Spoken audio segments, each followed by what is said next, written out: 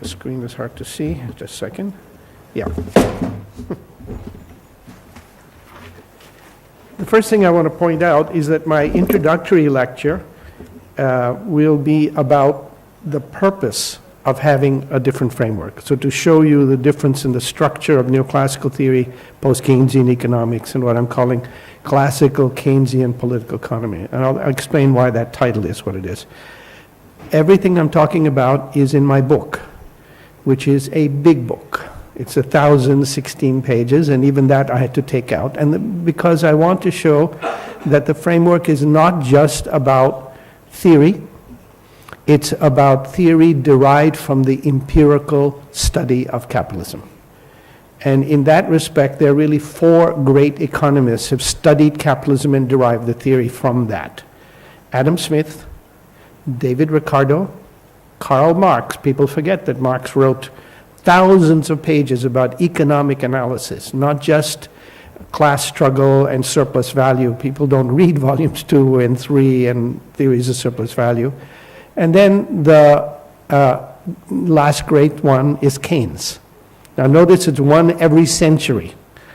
Smith in the 1700s, Ricardo in the 1800s, Marx in the end of the 1800s, and Keynes in the 1900s. Okay, and that's because it's very hard to develop a new thing. Most things are elaborations of things. Only once in a while do you have a breakthrough. And those are the four great ones. Smith and Ricardo for the first one, Marx for the second, and really Keynes for the third. In my book, about 50% is empirical evidence, because I want to make sure that you understand that this is not from my head or their head. It's from the observations of capitalism. And I have lots of pictures of how capitalism operates. I don't have time here to do that, but if you take a look at the book, you should be able to get it. If you buy it, that would be nice, but I was told by a Russian admirer of mine that he admired it so much that he put it on PDF and made it available to everyone for free. So you have to look for it. I would prefer that you buy it, but anyway, it doesn't matter. I don't sign PDFs, by the way. If you get the book, I'll sign it, but I won't sign a PDF. Okay. So I want to show that the framework I'm talking about can be used as an alternative curriculum, and that's very important to me. The book is not easy to read for undergraduates because it assumes that you know neoclassical theory and post-Keynesian economics, though I describe all of them in some detail, but you should be familiar with them. But it is possible, and there are many study groups that have been formed in different parts of the world to actually read the book. And I recommend that procedure because then you have a collective a sense of what's going on in it. There are also many lectures of mine on the book, and they are on my book webpage, which is realecon.org, realecon.org.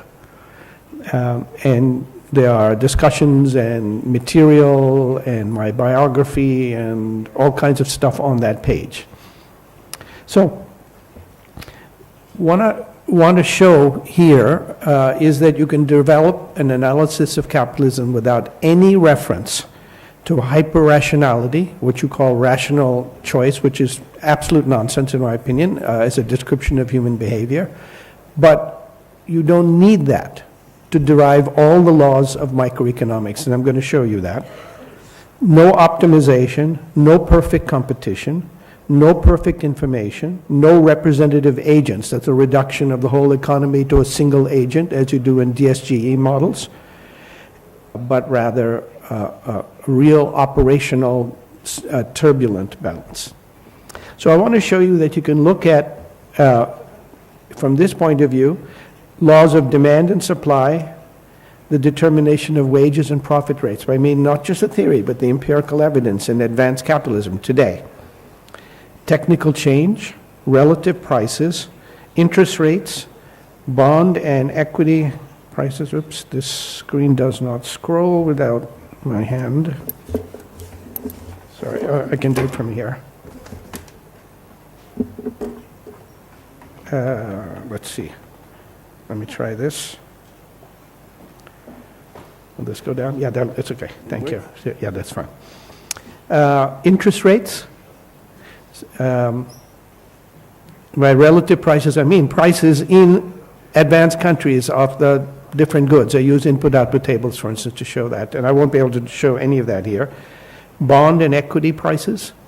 What determines the stock market? What determines the interest rate in the absence of government intervention? Exchange rates. What determines the exchange rate between one country and another? Each of these is a different theory, different framework, and therefore different story of the exchange rate or interest rate than you get in your standard. Terms of trade, the balance of trade, growth. What determines unemployment and employment? Again, not just theory, but empirical evidence. Inflation, very important issue. How do you know what causes inflation? And again, we develop not only theory, but I applied to 13 different long patterns of roughly 40, 50 years that go up and down across advanced capitalism. England and the US were the ones I show because they're the hegemonic capitals of the world, so they're the strongest. Nothing comes from the outside. Everything comes from the inside for these countries. And these are the old ideas of Kondratiev, which I have shown can be developed to the present day by some change, literally a change of variables. And one of the things I mentioned in the book is that on that basis, you can show that general crises, global crises of the center, occur roughly 40 to 50 years apart. And you can see when they're going to come by when the peak of the long wave has begun to decline, because they come in the middle, usually. And on this basis, I predicted in 2003, just using rough timing of the past, that a global crisis would come between 2007 and 2008. Now that's pretty good, because it came just at the end of 2007 and 2008. And there's no magic here. I didn't cut chickens and look at their entrails. I was just looking at empirical patterns and the theory. Very important. I have to keep on time here. Yeah. So with this in mind, I said I'm going to develop these four great economists. And one of the key things about the four great economists is that they understand economic analysis as embedded in a social context. Class. Every one of them talks about class. We forget this, but they understand when they describe capitalism. By the way, Keynes came from the upper class. It was not very hard for him to identify that there's class. But Smith, Ricardo, and Marx all talk about class as one of the fundamental constitutive elements of capitalism. Gender. They don't talk much about gender, but obviously when we modernize it, we have to talk about gender. Caste. Caste is not the same thing as class. It's gradations within a society. And institutions. All of them talk about the role of the state and the limits to the role of the state that comes from economics forces. And they all say that people act for many reasons, some complex and some contradictory. So none of them portrays human behavior as a simple-minded, utility-maximizing framework. I can talk more about if you are questions about that. And in fact, many of the great philosophers and economists mention that human behavior cannot be modeled in terms of this absurd hyper-rational framework, because this is Bertrand Russell, the ocean of human folly upon which the fragile bark means boat, of human reasons insecurely floats. It's a great quote. And believe me, Bertrand Russell is one of the great philosophers of the 20th century, so it's not as if he is a novice in this. And also we know that self-interest is not a general rule, is not even a desirable rule. Adam Smith says that self-interest plays a big role in capitalist society. But he doesn't say that it's the desirable thing or that it's even necessarily good. Here's a quote from Adam Smith. Usually when people talk about Adam Smith, they say selfishness, they talk about the invisible hand, but he only uses that phrase once in thousands of pages. He describes human behavior. Read the Theory of Moral Sentiments, and you will see how Adam Smith talks about human behavior. And here's a quote from the Wealth of Nations. All for ourselves and nothing for other people seems, in every age of the world, to have been the vile maxim of the masters of mankind. Now, that's not exactly a recommendation about selfishness. I'm going to skip, sorry, I'm used to that. I'm going to skip the quote from Keynes, but you can take a look at it. So one of the things about these great economists is that they say there is no worship of the market. The market does good things. If you want a quote for that, read the beginning of the Communist Manifesto. The capitalism transforms the world. It develops the forces of production in a way that no other society. But Marx doesn't just stop there and say, oh, well, then it's great. He also talks about the great destruction. There was a mention yesterday of the creative destruction that Schumpeter talks about. Well, creative is out there and the destruction is here, and you have to remember that creative destruction doesn't take place in the same place. What is creative in one place can be destruction in another. What creates free trade creates jobs, and it also destroys jobs. Ask in every country the right-wing movement arising from the people who've lost their place in society and who are reacting against that. And they're right, because capitalism does both of those things. It's very striking to me that Engels was 27 and Marx was 29 when they finished the Communist Manifesto. Think what you were doing at that age, and that puts us all in our place. So what is the story then here? Capitalism is a historic entity with new patterns and logic. So the object is to understand the patterns and logic of capitalism. Not human nature, not Robinson Crusoe sitting on an island. I wonder how many people have heard of the Robinson Crusoe version of microeconomics. Okay, do you know that Robinson Crusoe was a slave trader? Do you remember that part? Read the original book, not the Disney version, but read the book. He was a slave trader, and he was taking slaves from Africa and bringing them to Latin America, to Brazil, if I remember correctly, and he did it once, made so much money that he came back, and that's where he was shipwrecked. So when we tell these myths are completely false because they misrepresent even the most elementary thing. So what is it that we want to talk about?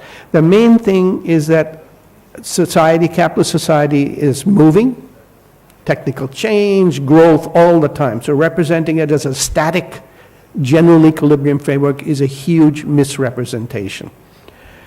It has powerful characteristics, which the classical economists call laws of motion or laws of growth, and competition is the powerful force. Competition. It's the driving force. It's the nuclear power of this system. And what drives competition? Profit. What if firms decide where they want to expand? They make a judgment where they'll make money. Well, they decide to contract because the profit is going down. Why leave a whole bunch of people unemployed? It's not profitable. So profit is the driving force. And as I show in the book, you can use profit to explain many things: relative prices, interest rates, exchange rates, stock and bond prices, supply and demand. Now, often, if you take macro, you take supply from the full employment of labor, and demand comes from the outside, either because that full employment creates demand, or if you're Keynesian, because demand is an external force. But in fact, both sides are produced by profit. Think about it. If you work for a business, why do they hire you? Because you look nice, you seem smart? That's not the reason they hire you. They hire you because those qualities will help them make profit. And if they don't make profit, they fire you. And that's their rationale. It's not bad or good, it's the fact of their being. Now, so here you have the difficulty. When you're hired, you have income. Why do they hire you? Because of profit. Why do you have wages? Because of profit. So you spend those wages and you create consumer demand for goods. So your demand for goods is founded on profit, on the expectation of profit. What about raw materials? They buy raw materials. For what reason? Because they want to keep them in the warehouse? No, because they use them to make profit. So the demand for raw materials comes from profit. What about investment goods? Well, obviously, you buy investment goods to expand production, and that's the expectation of profit. That's Keynes's point, and Marx also. So here you have profit determining the supply, the decision to produce goods or expand, and profit determining the demand, because by hiring people, you create the income for their demand. Now, these two do not add up in any simple sense. They do not add up in the sense that you can say that demand and supply are equal.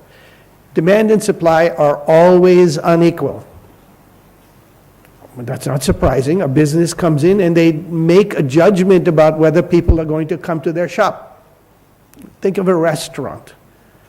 It often takes years before you even make any profit. In the United States, 50% of new businesses fail within 7 years. 50%. And this is in the center of the capitalist world in a period where it was growing well. So you're making a guess, and maybe you're right, maybe you're wrong. Now, when you get money, you buy goods, but you're then making a guess that the goods are available. And if you think that's abstract, think about the last time you tried to buy a new iPhone and tried to go to the store and they say you have to wait 6 weeks because it's not there. That is a judgment on their part about demand. It's a judgment on your part about supply. And these never add up. So then how can you talk about capitalism, everybody making private decisions, and on both sides, supply and demand, how do they mesh? And the key point in classical economics is that they mesh through trial and error. They don't mesh because of general equilibrium, they mesh because they're wrong most of the time, and they adapt to that wrongness, to their error. And so the operation of the system is turbulent. It has a center of gravity, which is the balance of demand and supply, but it never has any existence of that balance. It's only by going too far above and too far below and then too far above, and you can see this empirically. And in the book I show a lot of that empirical evidence, the overshooting and undershooting. We forget that demand creates that profit creates supply and demand, but you see this in every depression. When the crisis of 2008 hit, businesses could not make profit.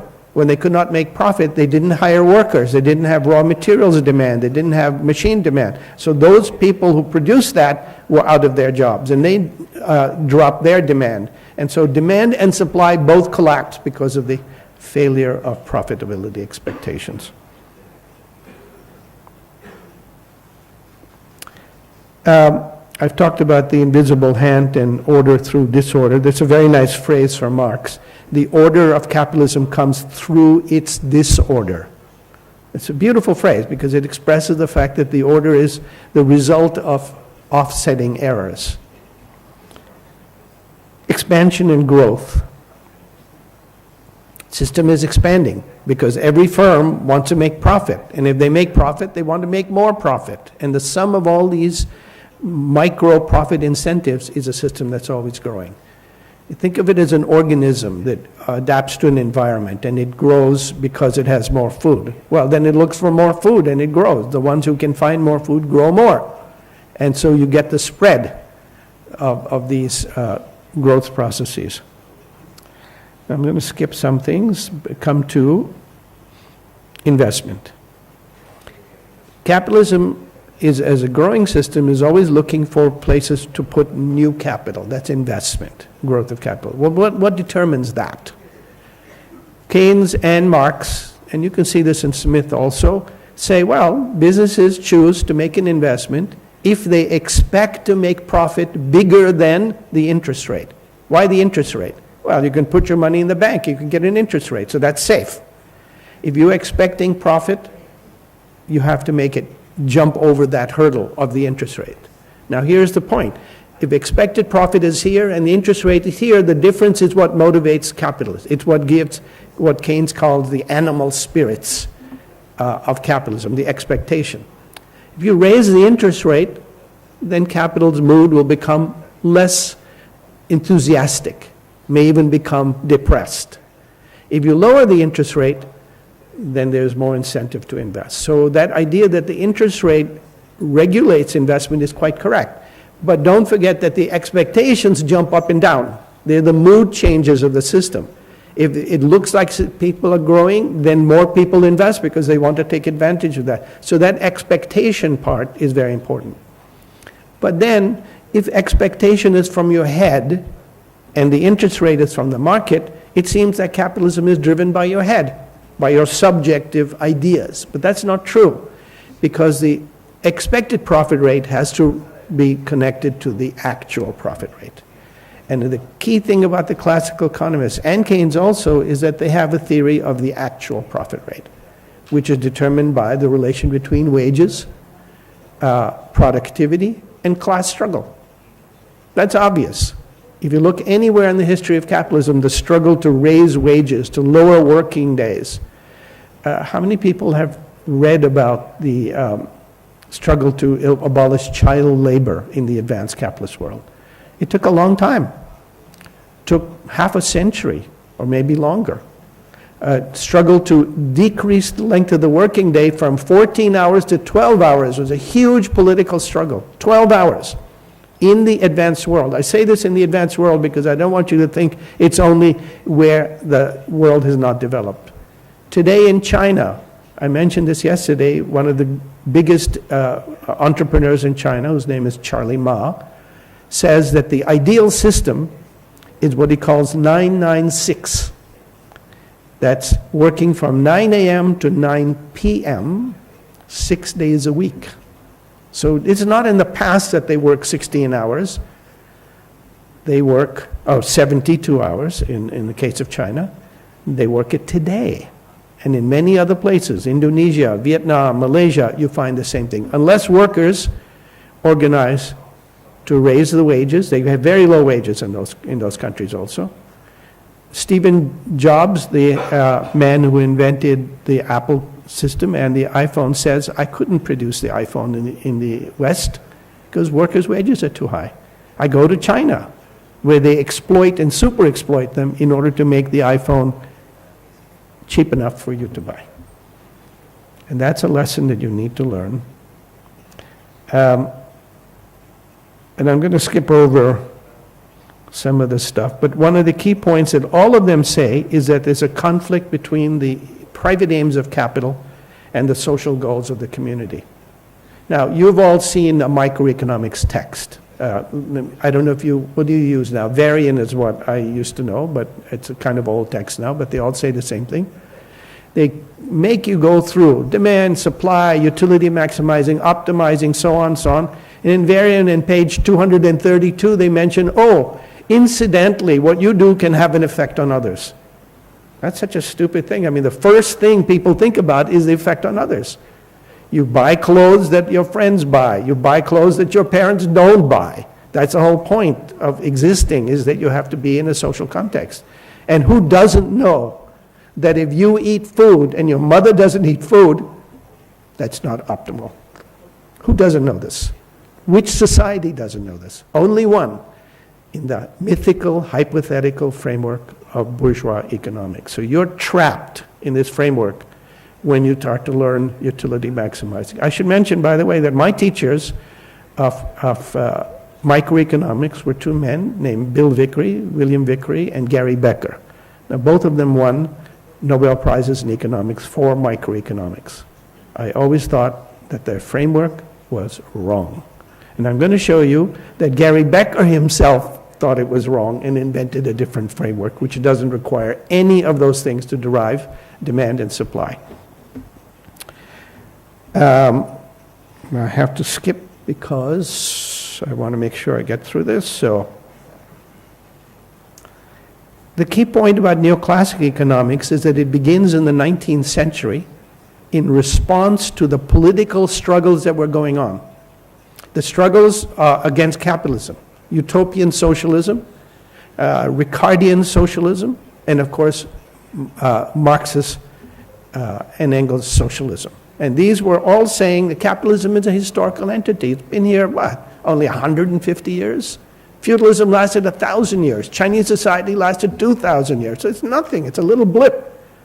And they were already thinking about the next stage. And in response to that, in those times, these economists began to talk about capitalism as this ideal, perfect system. And they became popular because that's the representation of capitalism that fits the power in capitalist society, except when there are moments of crisis, and then other views come up. Keynes comes in after World War I, the huge crisis, Nazi Germany rising, people mass unemployed, and then he gets this idea of effective demand. But usually there's no room for that idea. And we are in such a period now where there is room, but it'll be up to you to make the room wider. I travel across all the world. I've given these kinds of lectures in 13 different countries already, maybe 15 different countries since the book came out. And there are different groups of people who are saying that we need to change our education. Now, I'm not saying you need to not have neoclassical economics. You must. It's the lingua franca of economics. You should have Keynesian and post-Keynesian economics, but you should have a third alternative so you can make the judgment about which makes more sense of the modern world. So the neoclassical economics is two things. Mathematics seems the way that you get mystified into thinking you're clever. I don't think the mathematics of neoclassical economics is very clever. I myself trained as an engineer, aeronautical engineer. I use mathematics. I use linear algebra. I don't use fixed point theorems so much, but I use now Fokker-Planck equations, which are common in physics. So it's not that I'm afraid of math, or you should be afraid of math. You should ask which math is appropriate for the questions that you are asking. Math is only a tool, and it does not make you clever if you know math, if you're asking a bad question. It's like saying something in Latin. You can say pretty stupid things in Latin. So the fact that it's in Latin doesn't make you more clever than what you are saying.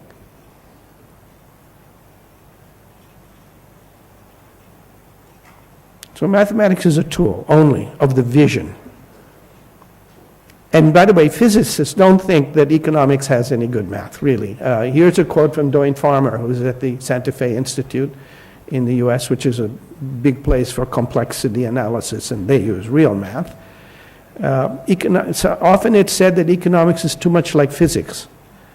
But to a physicist, economics is not at all like physics. Why? The difference is that the scientific method of the two fields. Orthodox theoretical economics uses a top-down approach, ideal, optimality, rationality, to derive hypotheses in which mathematical rigor comes first and empirical confirmation comes second. And often, by the way, it doesn't work. In every major field of economics, there's something called the paradox, the Leontief paradox for trade theory, the paradoxes in the equity bond paradox in stock markets. You can find it in international trade, the paradox that the purchasing power parity hypothesis doesn't work. Everyone, and I list most of them in the book, yet they derive it from this abstract framework and it doesn't work. So what do? They say introduce imperfections. This is a religious way to do it. Physics doesn't say the world is imperfect. Physics says the physics is imperfect if it doesn't have a framework in which that phenomena. It doesn't say quantum mechanics, oh, I don't like it, it's not perfect. There's no meaning in a science. The meaning in a science is to find an abstraction that unfolds, becomes concrete into the real phenomena.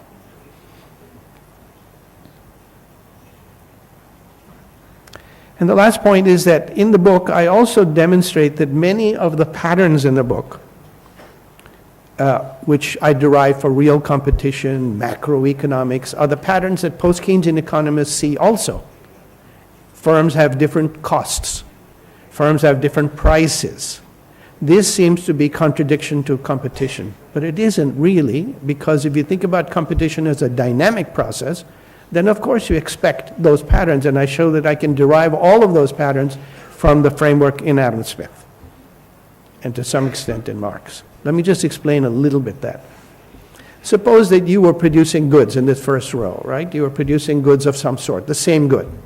Well, you won't all have the same costs. You have different locations. You have different degrees to which your workers work, so wages are not necessarily equal. They have different power to get wages from you, so your productivities may be different, even if you're in the same country. I often go down to markets. I tell my students, go to the market outside the new school and count the prices of tomatoes or the vegetables. They're not identical. The quality is different. People have different costs. They offer the prices, and even in that space, which is 10 feet apart, they have to compete for the price. So who sets the price? The person selling the good. There's no Walrasian auctioneer walking around the market going, hey, this is the market clearing price. That isn't how it happens.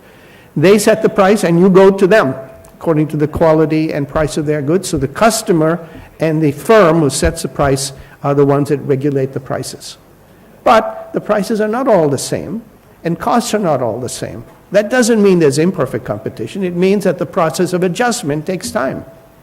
And if someone comes in with a new good, a new type of way of producing tomatoes, which is cheaper, you will see all the other prices adjust, but not at the same speed. So any moment of time, you will see a difference. But that's the process of adjustment. That's not some mysterious imperfection. That's the perfection, that they do adjust. So when you consider post-Keynesian economics, I would argue that what happened with Kalecki is he looked, coming from the theory of a perfect competition, he looked at the prices and he said they're not all equal. Costs are not equal, so it must be imperfect competition. But imperfect competition is the dual of perfect competition. Imperfect competition is what you come to when you see that perfect competition doesn't work. But if you have another framework in which what you see is a natural consequence of what I call real competition, then you don't need imperfect competition. You need to develop, as the physicists say, the real laws of competition. And much of the book is about that. So now, I need to go to the second one. I want to show you, I should be able to do it. I want to show you that you can derive all of the basic principles of consumer micro. I would do macro already, but micro is what really ruins your mind when you study economics. Everybody knows that. So I want to show you that you don't need any things like utility, rationality, optimality, efficiency, none of that. And where did I get this? As I said, I had 2 professors of micro at Columbia. We also occupied the buildings at Columbia, which was very good. I recommend that as a general procedure to clear your mind. But the 2 professors were Gary Becker and Bill Vickery. Vickery's course was the introductory course for advanced micro. And if you did well in the course, you got into the really hard course, which is with Gary Becker. And that course was difficult, and we suffered. All these things Becker was deriving and learning the math. And then one day, he comes into class, he says, I want to show you something. And he develops this framework, which I have adapted and expanded, in which he shows, well, I can derive everything that I made you suffer for months without any reference to any of these foundations. Now, it's interesting that he did not develop that further, because he recognized that if you did that, then he would be outside the mainstream. But I naturally did develop that because I am outside the mainstream. I wanted to be outside the mainstream. Becker went back in, he got the Nobel Prize, as did Vickery, but he already showed you don't need that. So this is very interesting to see how that works. So here, I'm going to talk about what you know, which is a simple income curve that derives a sort of a line from which you make your choices. So you recognize the budget line. So assume that income is partitioned into 2 uses, x1 and x2. Obviously, you can do this in n dimensions, but then I can't graph it. So I want to show you, as you do in micro, the simplest framework with 2 prices, P1 and P2. And let's say that x1 represents a necessity. This is something I added to Becker's framework. A necessity is a good that you have to have in some minimal level. Let's say consumption goods, right? You have to have those, otherwise you die. So necessity is going to have a minimum beyond which you make your choice. Luxury goods, on the other hand, are something you can get if you can go beyond the necessity and you have a preference in that direction. So that makes mathematically a non-linearity in the framework, because necessity has a threshold function. And that's a simple point, but it already tells you the algebra is nonlinear. It's not the linear algebra that you get. Then if I have a budget constraint, which I just described, if you have a certain amount of income, then you have to spend that income on, as in equation 3.1, on the price of the quantity and price of the first good, your expenditures on the first good, plus your expenditures on the second good. So that's the first equation. Second one is the minimum has to be satisfied. Your disposable income is income above the minimum. So your choice is in your disposable income. And the maximum of any good is what, if you spent all your money on that good above the minimum, all your disposable income goes to a good. So the maximum for X1 is all of your income divided by the price of it. The maximum for X2 is all of your income divided by the price of X2, which makes it in the units of currency, units of X2, minus the amount of money that you have to spend on the minimum. So that's your disposable income, right? So with that, you can derive a standard budget line. This budget line, I should have had, actually I have a marker, so give me a second.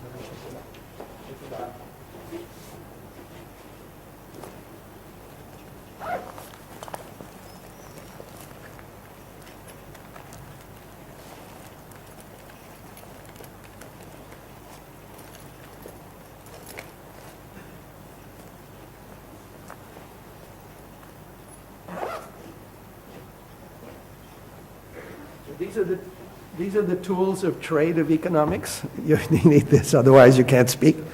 This is a luxury good, X2. This is the necessary good. This is the minimum. So the feasible point of your budget line is a point above that. Is that clear? Everybody sort of intuitively see that? The equations are there. I'm going to run through them. So now the question is, what selects a particular point? How do the individuals or the average individuals select this point A? Neoclassical theory would say, well, we draw an indifference curve, and it's a tangency. It's the optimal point. But Becker says, no, I don't need that. This would be true of any process that takes a collective set of people, and your average is there. You don't have to be rational. You don't have to be in that hyper-rational. I wonder how many people choose their consumer goods for sitting down and maximizing their utility. And if you're Becker, how many people choose their girlfriends, boyfriends, and spouses by trying to allocate their utility among the different uses? Now, if you were to say that today, you would be killed, and you rightfully so, by the way. I would join you in killing you, but the point is that this is what you learn, and you don't step back and say, this is completely absurd. No society does this. No, you do. Suppose you met someone in economics and says, I do this. You think, well, okay, they're insane, so I don't want to talk to them any longer. But then you go to class and you start doing it, and you become insane in that process. You forget that this is not human behavior at all. No society has ever proposed that. So in this, we need only a process. And if I have this process, then I have the point from which all of microeconomics is derived. So let me just mention that you can derive that process in many different ways. In the book, I developed 4 different processes. So let me just go down to that, then I'll come back up.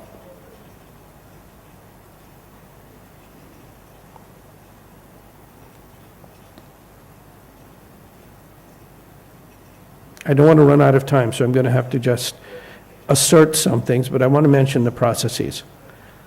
In the book, we use agent-based simulation, another point. You can use math using agent-based simulation models, and we develop 4 sets of agents. Now, agent-based simulation is straightforward. You posit that individual agents have some behavior, not identical, so you don't need to be identical, and you look to see what they do. And you can use a program. I just lost the name of that program, but anyway, there's a standard program you can download for free and learn agent-based simulation. It's a very powerful tool. Again, it's mathematics, but it's kind of stochastic mathematics. So the we model 4 models of human behavior, individual behavior. One is the standard neoclassical model in which every agent is identical, because that's the only way you can aggregate to the average and still get the same results as the individual. That's your representative agent model.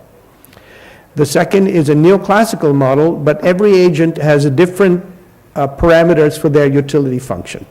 In this case, you can still get the aggregate, but the aggregate won't necessarily look like the same utility function. If your utility function is Cobb-Douglas, which we use for simulation, the aggregate may not be Cobb-Douglas, because aggregation changes the shape. That's a very well-known problem.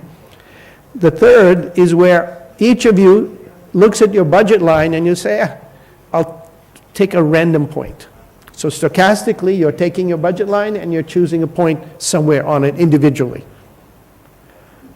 Then you still get an average. And by the way, the average is very determinate, because if you know the distribution of the random points, you know exactly what the mean is, and which is all you need for this.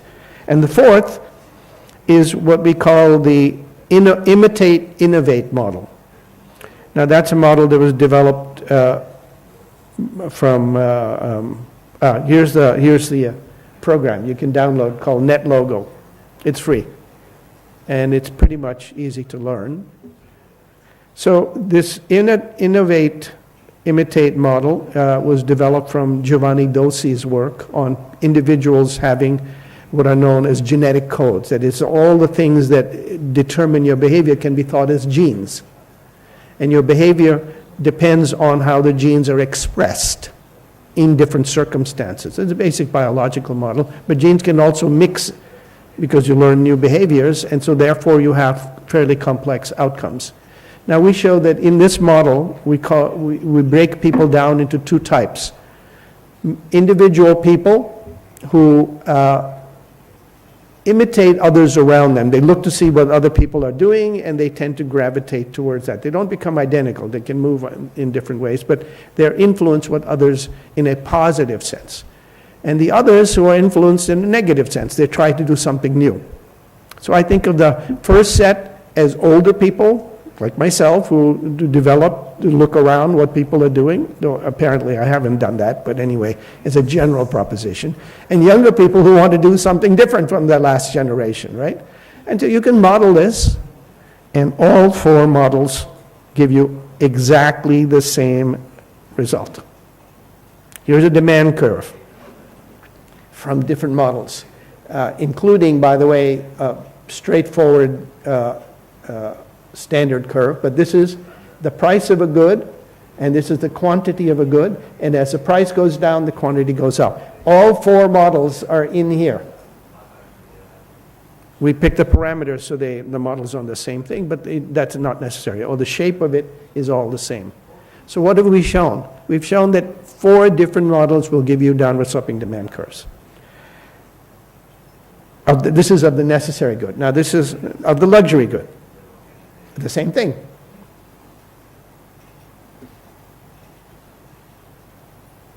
In fact, when you look at the elasticities of demand for the different models compared to the theoretical model in which there's just an average which is given, you see that the elasticities are basically the same.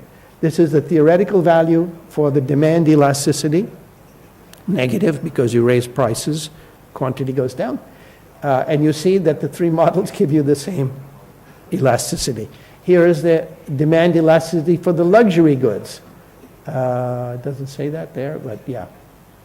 And you see, again, the same thing.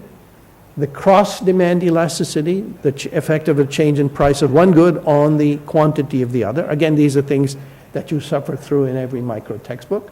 In this case, it's very small. Income elasticity.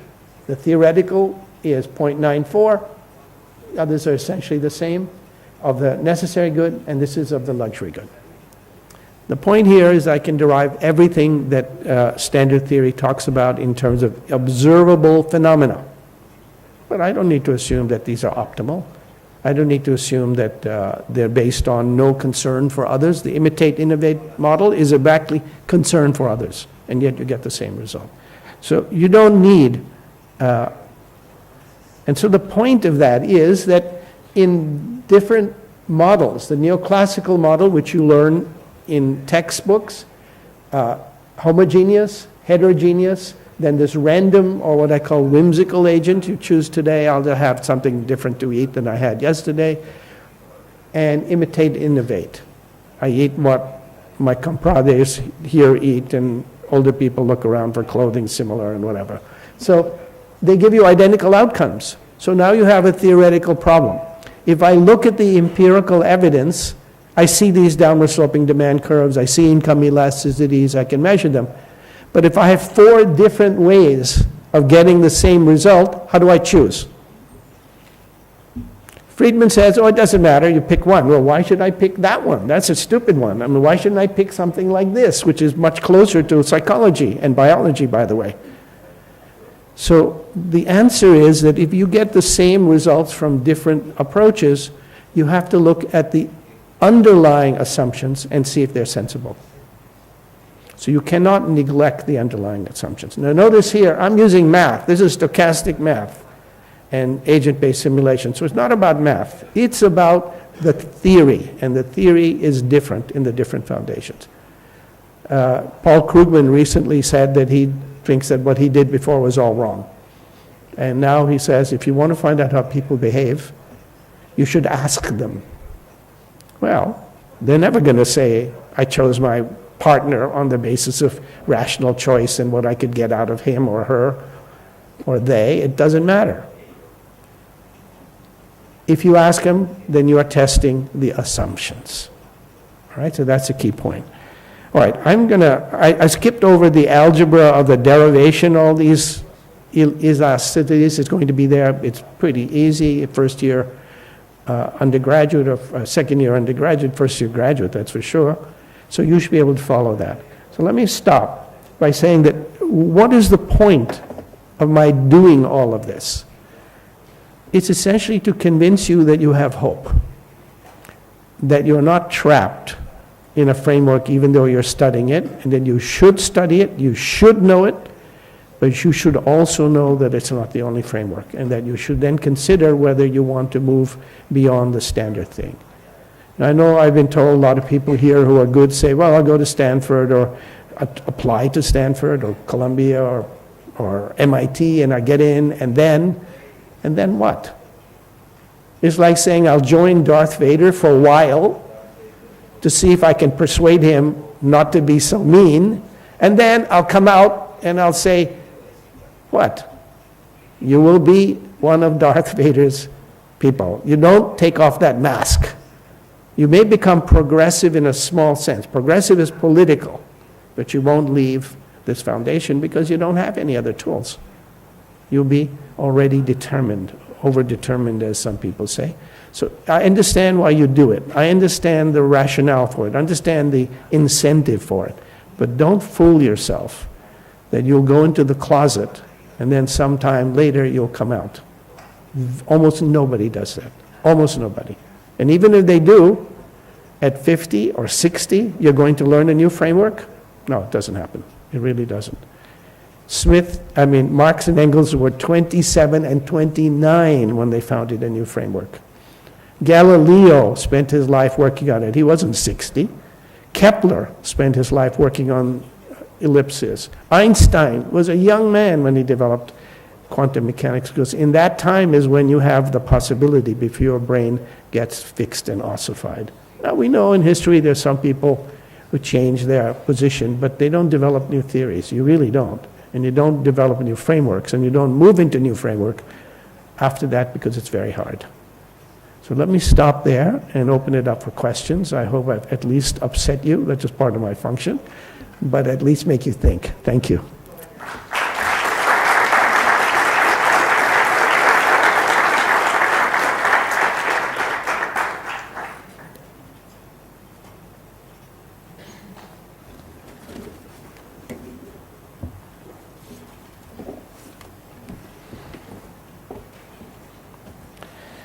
Yes. Let me put it here.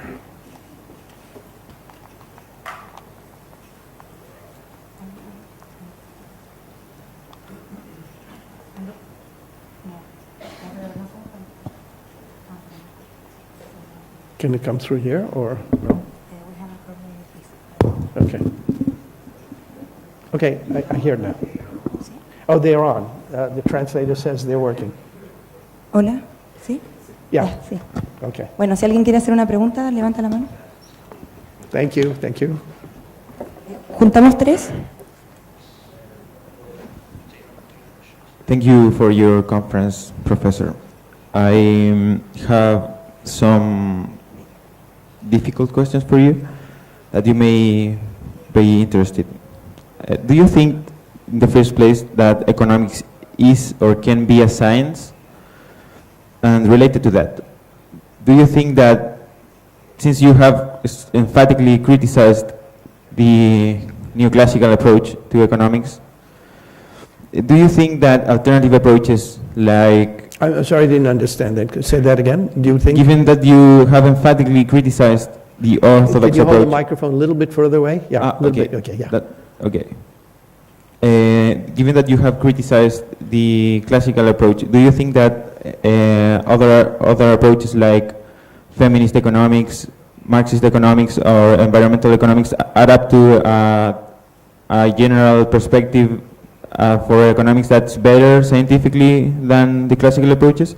And finally, in the political side, do you think that today there's a viable or desirable alternative for capitalism? Do you think that we should strive for a new economic system as a species? What do you think about proposals like central planning or market socialism or participatory the economy, things like that? Okay, that's three questions, so I'll take one more set. Thank you, Professor, for your presentation. I wrote down my question, so I'm going to read it. A lot of East Asian economic historians say that the manufacturer miracles there went against the neoclassical paradigm. What do you think about that in the light of your own book? Thanks. Vamos a tomar esas por ahora y después... Let me answer these two because they may anticipate some other people's questions. So let me start with the second one. I recommended yesterday, and I recommend again, a book by Ha-Joon Chang, professor at Cambridge University, professor of economic history, he's an economist, called Kicking Away the Ladder. And what it is about explaining how developed capitalist countries, including South Korea and China, developed by protecting their industry so they could climb up that ladder.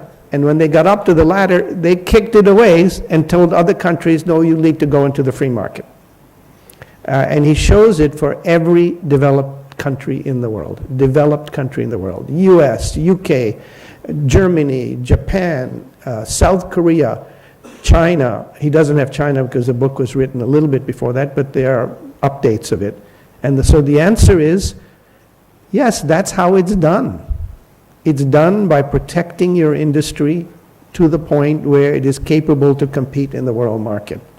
I consider that training. As I mentioned today, if you want to be a great soccer player, you're not going to stand up and run around and learn the ball on the field. You have to practice since a child. And even then, you may not be a great soccer player, but at least you'll be able to play. Maybe you can survive with other people who are better. So nobody believes that you just jump into the thing. And so my concern is never about neoclassical economics. It's almost always wrong. You have to look at the framework of how these things develop. And there, yes, you need to have understanding that capitalism does not guarantee you success. I mentioned 50% of firms in the United States fail in 7 years. Why should that be different for the developing world? Be bigger, because we have less advantages. I come from Pakistan. I certainly know we don't have the infrastructure, we don't have the culture, we don't have the build-up of market emphasis and so on. Well, if you're going to do that, you have to transform all of those. In South Korea, they transformed the state, they transformed the monopoly groups, the chaebols, and they not only gave them support, but they said another thing. Okay, we're going to let you train. But at some point, you have to get into the ring. You can't just train and say, well, I'll sleep in today and maybe I'll eat whatever I want, because then you just become fat and lazy. You have to be able to train, and train means you have to fight. And so they trained them, and at some point they said, here's the ring, the world market. Let's see how you do. If you don't succeed, there goes your funding, there goes your support. So that is the correct way for development. And there are many further things, the macro policies and all that, which I could elaborate on, but you really need to understand that you have to do it that way. The idea that everybody has equal access to all the resources, that it's just capital, and if you don't do it, that's your fault. Well, they're lying to you. They didn't do it that way either. And he quotes a president of the United States, Andrew Johnson, who says, we don't believe all this nonsense from England about free markets and all that. When we, the United States, are powerful enough to dominate the world market, then we'll start talking about free trade. Hey, that's exactly what they did. Okay, the first question, Sal.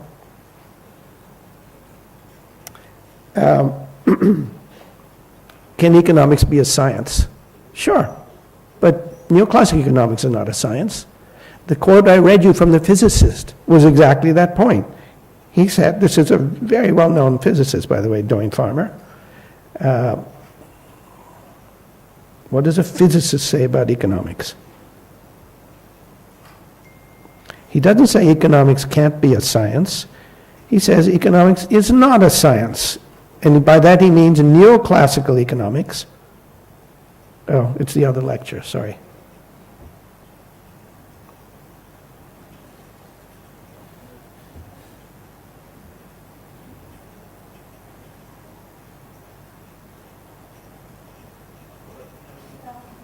It's not up, I know. Well, it's okay. Let me just read it to you because, let me just remind you what I said. It's not, oh, here, I see it, yeah, sorry. No, it's not opening. Pardon? Oh, it's already open, but I'm trying to choose it from the already open, it's not. Oh, yeah, okay, I got it, okay. No, that's the wrong one. Oh, I see, okay. It's open, and I need to, I see that, okay. Great, thank you. I was at the end, I forgot that. Here's what a physicist says.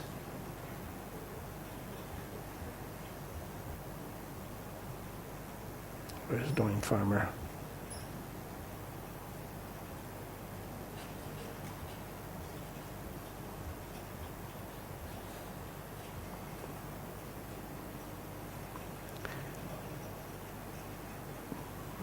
Well, you can read that. I said it before. Although economics often is said to be too much like physics, this is an insult to physicists, because they don't derive their ideas by saying, well, what should gravity be like in my head? And, let me propose a perfect gravity, and then, oh, it doesn't work. So let me introduce imperfections. People misunderstand how the physics method works, how science method. You look at real phenomena. Darwin, biology is a science. You think that's easier than economics? Well, you haven't studied biology. It's a very complex thing, and they use math. But most of all, they use what Darwin did. They study the real phenomena, and they derive the principle from there. So yes, economics could be a science, but not the economics you get if you're doing neoclassical economics. It's a religion. And there's actually a book called Economics as a Religion, written by a sociologist. I recommend it. I don't remember the author, but it's called Economics as a Religion, which is exactly the parallel between orthodox economics and religion. The sanctification of mathematics, for instance, that's a religious thing. Mathematics is just a tool. It's a language, actually. So, what about feminist and Marxist economics and all that? I mentioned that in the beginning, that you need a foundation in which to integrate these things. What does feminist economics have to say about exchange rates? Well, if it's going to say anything about exchange rate, it has to incorporate feminist notions into a theory of exchange rates. What about race? You can't just derive exchange rate theory from questions of race. You have to situate those questions. And I believe it's very important to situate them. but you cannot just derive them from that foundation. And I know because I was part of the original struggle for civil rights and feminist movements in the United States, and I've had many colleagues, and when they come to economics, they're neoclassical economists or not, post-Keynesian, but they still have to have that grounding. Even if you're talking about patriarchy, let's say, as the foundation that you want, what is the interest rate theory of patriarchy? What's a growth theory of patriarchy? You can't derive it just from that foundation. You have to somewhere intersect with the others. Marxists, well, one of the points I make, and let me elaborate that again, how many people have seen a movie called Young Marx? Okay, I recommend that if you haven't seen it, it's on Netflix, and it's a recent movie, you know, in German, made by Germans, and it's really good because it makes you realize that Marx and Engels were people. Engels was a great lover. He had many, many interests in women over the years, Marx less so.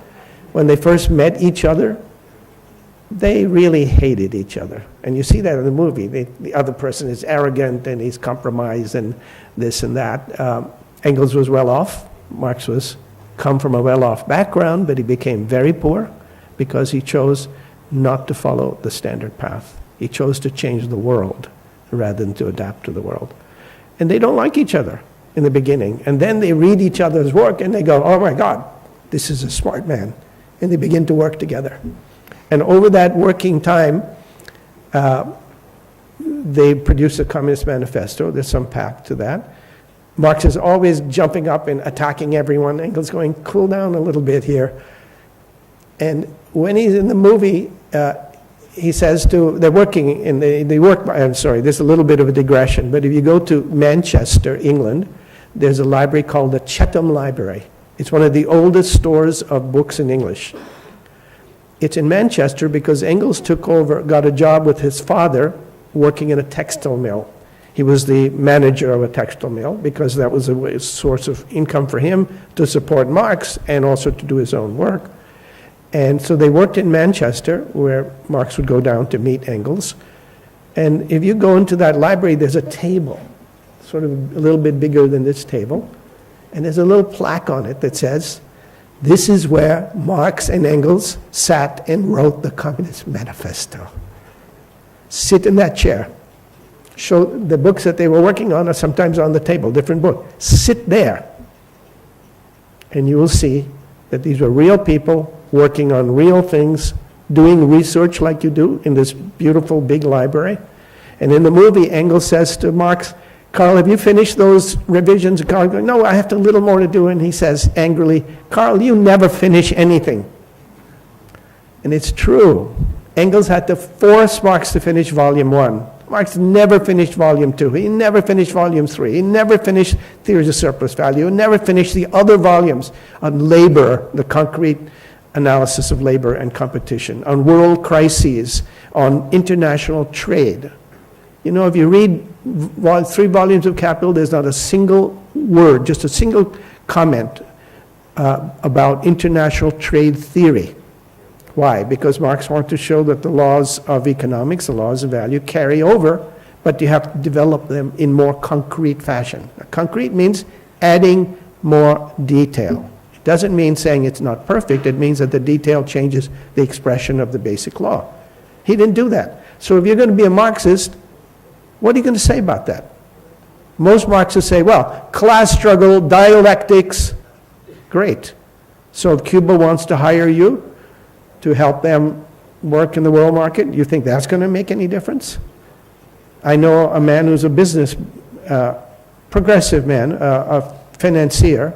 He was hired by Cuba to help them explain the world market. They didn't need people like me talking about dialectics and all of that. They already did that.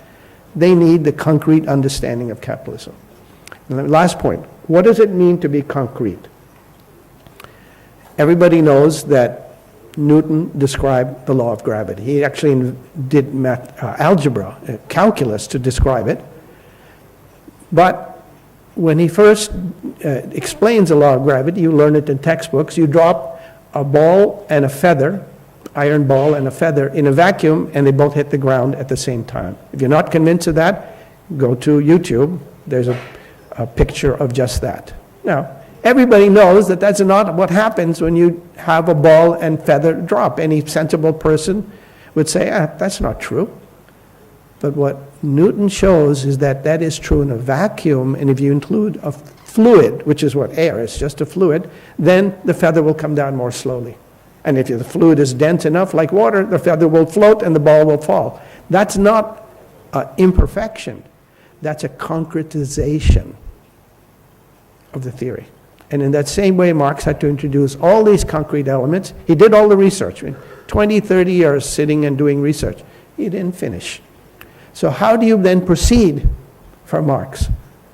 Part of what I've tried to do here is to show that there is a foundation in Marx. The ideas are there, the arguments are there, but they're not made concrete, and you can make them concrete. Concrete doesn't mean they unroll from your mind. They unroll from the observation, but it's still consistent with that foundation. In my book, I developed the foundation of real competition from Marx.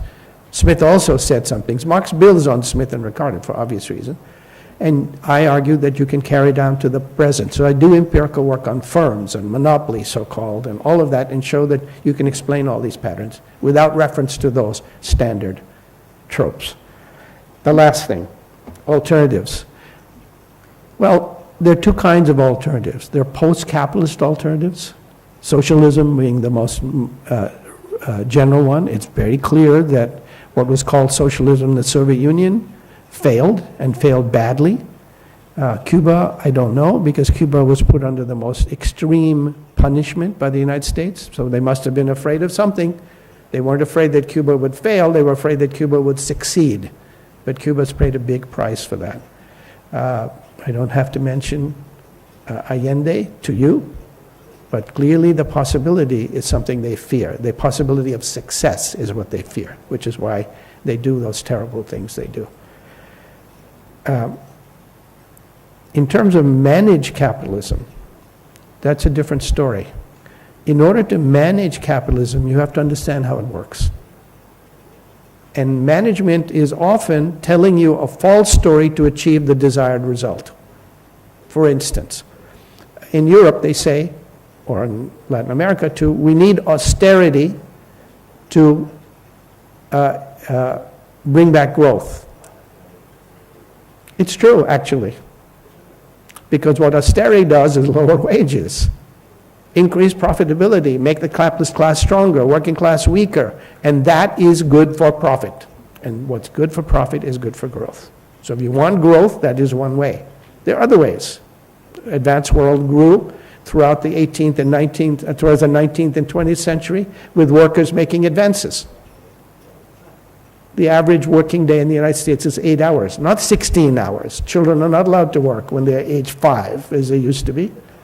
And that is a historic gain that took 100 years of struggle. So capitalism is capable of being transformed. It's capable of being directed. But that is a struggle in which conflict is part of it. The title of my book is Capitalism, Competition, by which I mean real competition, conflict among different interests, and crises, because periodically the system falls down. And those are genetic structures of capitalism, not just accidents. So I'm coming to the end of my time, so one more question perhaps? La idea es que si es que quieren hacer preguntas, sea máximo una, por favor, para que podamos recoger más preguntas. Voy a tomar 3. Hi, thanks for your talk. I have a very... Oh, sorry. No, you're saying in English. I don't need the translation. Okay. Yeah. I have a question about this choice between different models that give you the same demand curves. So what kind of choice do you think we need to make?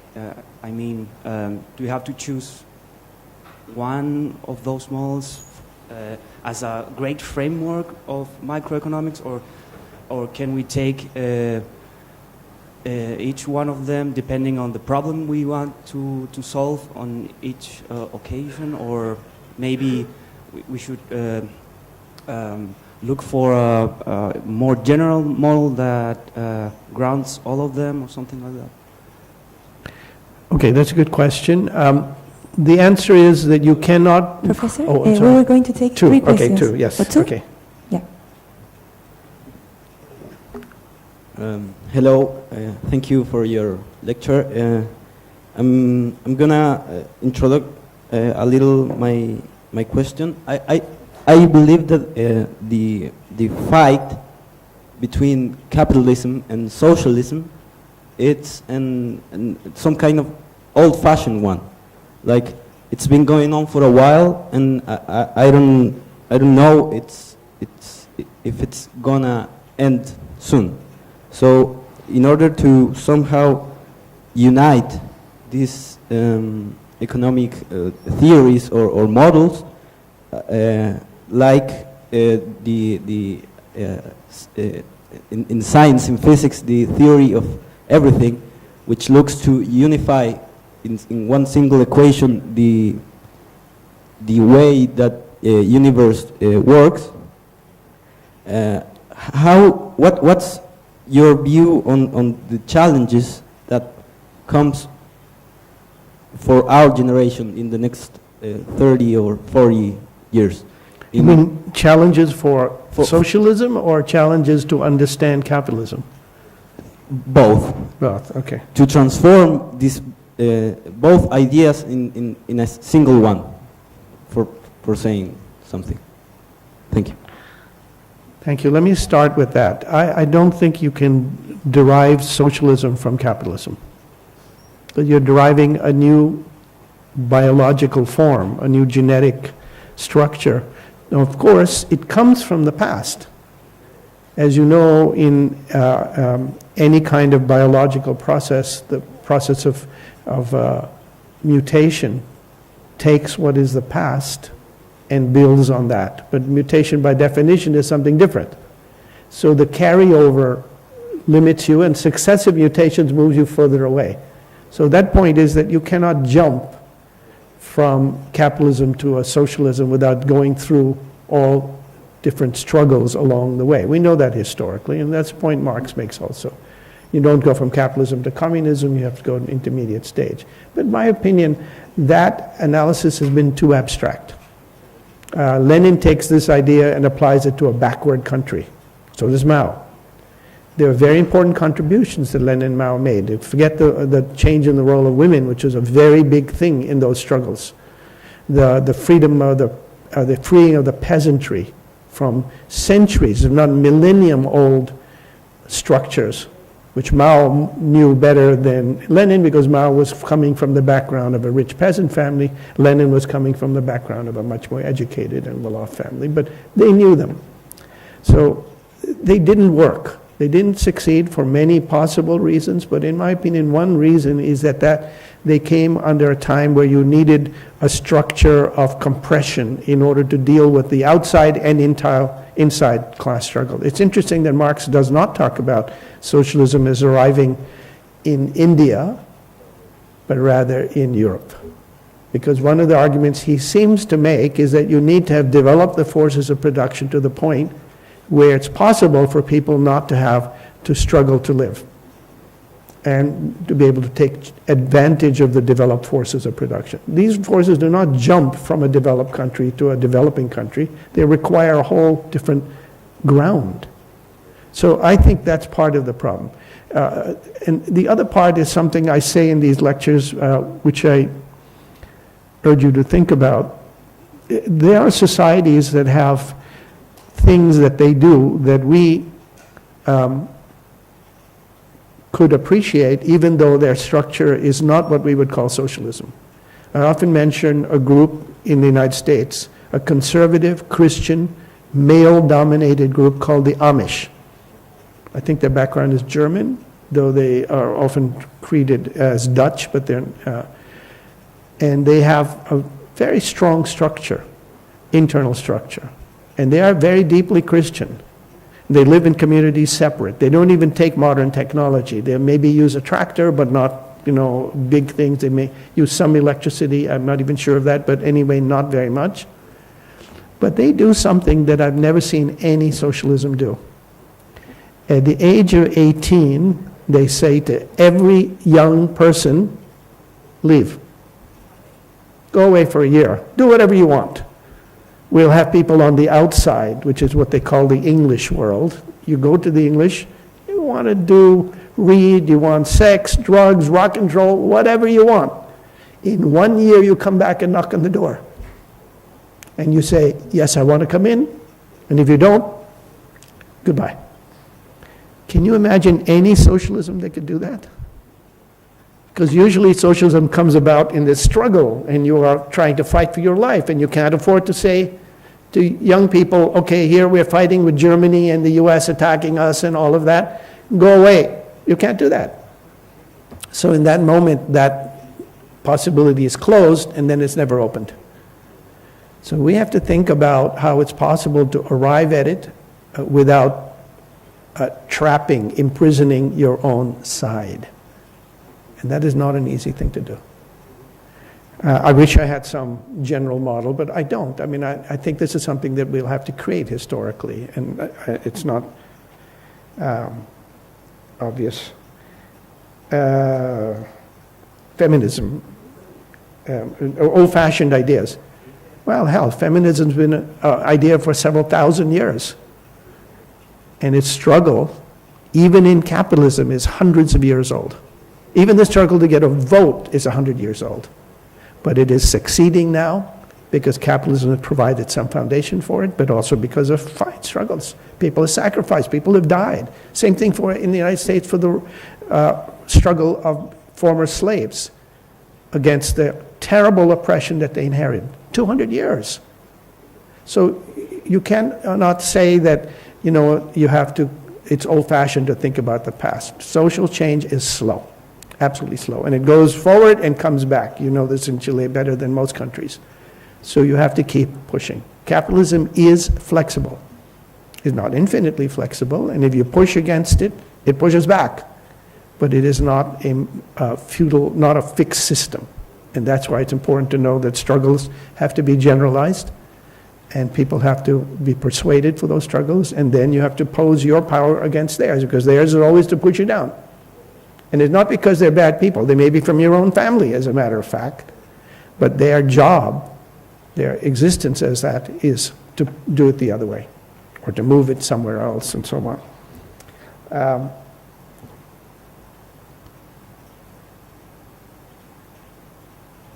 So then there's a question of unifying theories, which is part of the first question also. How do you unify these frameworks? Can you adopt all frameworks for different problems? No, I don't think so. If you're a biologist, would you say, okay, for some organisms I choose Darwin, and for the rest I choose a church? I mean, what does that mean? There is definitely development and variation within a Darwin biology. Same thing for physics.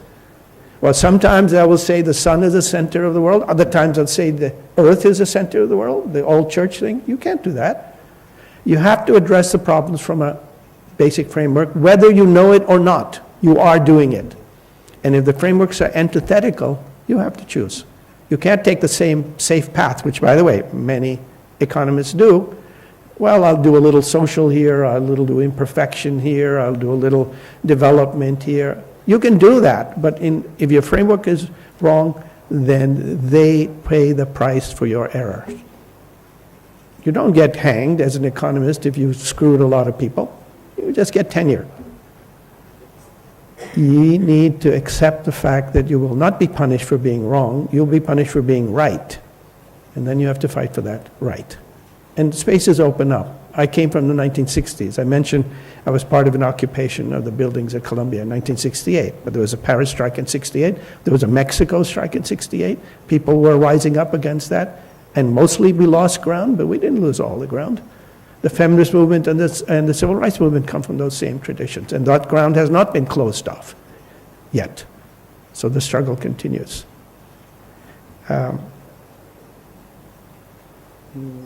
Did I do everything here? Oh, and the demand curve. The demand curve is a very simple case. I put that up in order to show you can derive it in 4 different ways.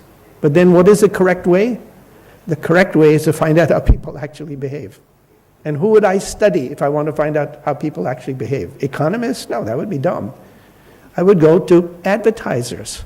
Who knows better than you how you behave? The people who manipulate your behavior. So if you want to understand, go to the best. You want to understand how businesses behave? Read Harvard Business Review. They're not there to say businesses are perfect. They're there to say what happens. Read that. And I think then you can show, I believe you can show that the kind of framework I advanced is in fact grounded in those observations. I didn't come to this in the last year. It took me roughly 40 years. And I taught Marx, by the way, for 20 years, but I taught volumes 2 and 3 and all the details, how many people read the sickening stuff on ground rent. That's Marx's word for his own work on ground rent. Well, that's a very important phenomenon. You can't get it from dialectics and class struggle and all that. It doesn't unfold into this detail. That's why Marx doesn't stop with the first 2 chapters of volume 1. And you have the same task. Whether my representation is adequate or not, I take it from these economists and I knit it together. So in my view, this is an alternate framework. And if you aim to do that, at least start to read it rather than saying you're going to reinvent it. How many people think they could reinvent Keynes? Well, they know capitalism doesn't work, so you know what, I'll throw in these. That's not, Keynes is Keynes because he changed the way people think altogether about a question. So I urge you to put that in your mind. Thank you.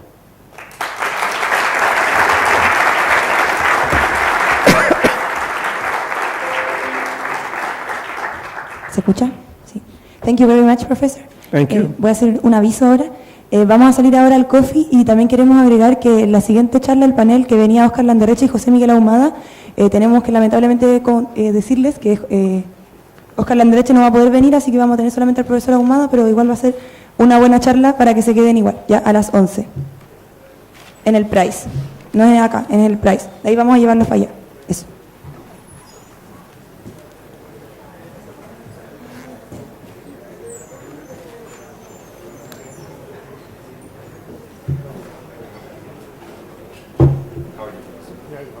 Did you sleep well? Yeah.